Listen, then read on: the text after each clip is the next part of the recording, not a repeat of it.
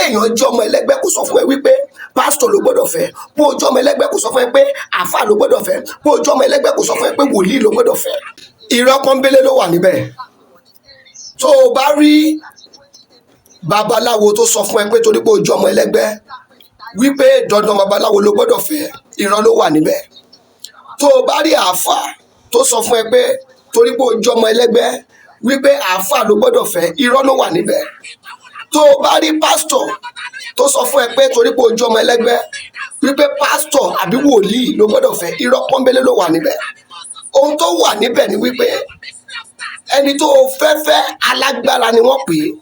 tó bá dẹ̀ pé èèyàn ní alágbára, ìtumọ̀ rẹ̀ ni wípé ènìyàn tí ò ya ọ̀lẹ láti gbàdúrà àbí láti máa gbé àwọn ìgbésẹ̀.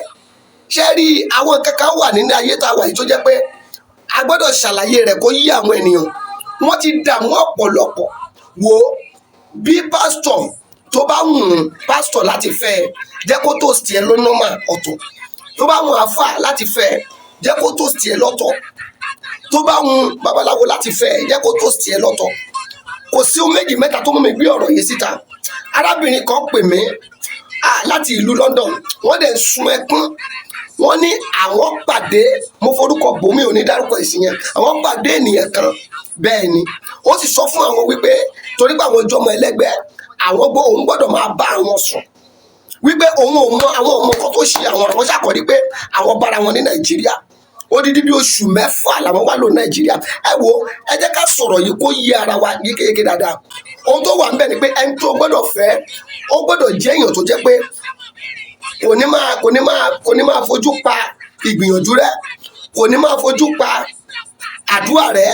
ohun tó bá lọ mọ́ ẹ̀sìn tó bá wà, ó gbọ́dọ̀ dì í mú ṣiṣiṣi, ó gbọ́dọ̀ di ẹ̀sìn tó wà kó dì í mú ṣiṣiṣi. dẹ̀ lẹ́yìn náà ó sì gbọ́dọ̀ máa ṣe ìgbìyànjú láti máa wo ìgbésẹ̀ tó lọ papọ̀ pẹ̀lú irú ẹgbẹ́ ẹni tó fẹ́. ìyẹn lèmi ṣe sọ pé àwọn ẹgbẹ́ kan wà tó jẹ́ wípé tó bá bá olólùfẹ́ rẹ̀ níbẹ̀, ẹ gbọ́dọ̀ wá gbogbo ọ̀nà kí wọ́n bá yín ṣe àtúntò lórí rẹ̀, torí pé ẹgbẹ́ máa ń dá èèyàn láàmú.